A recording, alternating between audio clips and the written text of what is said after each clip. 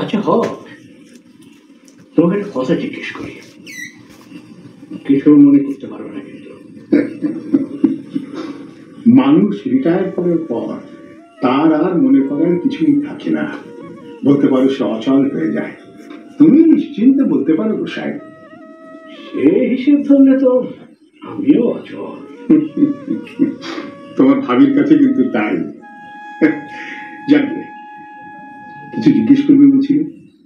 বলছিলাম, এই যে তুমি এতটা বছর এমন নতুন একটা চাকরি করে এলে, অগাধ ৯-৬ সুযোগের মধ্যে নিজেকে এমন সৎ রাখলে কিভাবে?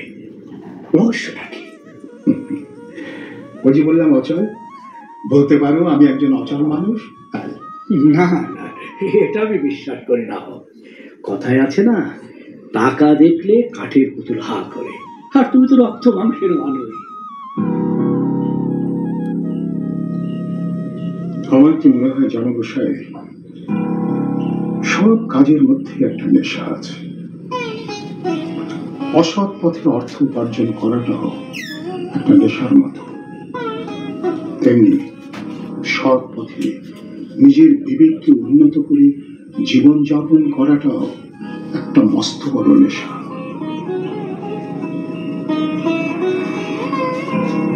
আমাকে হয়তো সেই পরের নেশাটাই পেয়ে বসেছিল।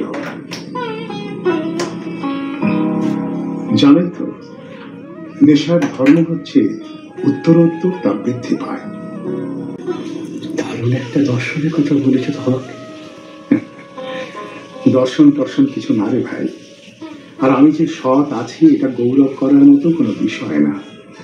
সততা তো সহজাত। কষ্টের বিষয় কি জানো, এমন এক কাল এসে গেল, সৎ আছি এটাই যেন একটা বড় অপরাধ। সংকোচে নিজেকে আড়াল করে রাখি। মানুষ অবজ্ঞার দৃষ্টিতে তাকায়, পদে পদে বুঝিয়ে দেয়, বেটা তুই আনফিট। এটা বড়ই ভয়াবহ ব্যাপার গোসাই।